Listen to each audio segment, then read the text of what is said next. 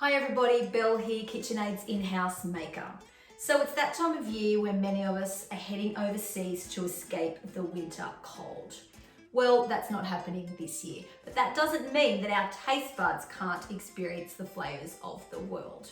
So over the coming weeks, we're going to be sharing with you recipes from around the world. This week, we're in Mexico. We're going to be doing a Carne asada taco for you. I hope I pronounced that correctly. So I have got my beef marinated here. Beautiful, oh, it smells delicious. Coriander, garlic, jalapenos, got some orange juice, lemon juice. The recipe is below. So I'm going to start with our tortillas. So we're going to make our own tortillas for our tacos. And we're going to use the 9-cup food processor. So in the food processor bowl, I have my flour and my salt, and then I'm just going to add my water, and I'm going to use olive oil. So I've got my dough blade in here as well, not the multi-purpose, the dough blade. So I'm just going to pop that onto one, and I'm going to add the water to bring the dough together.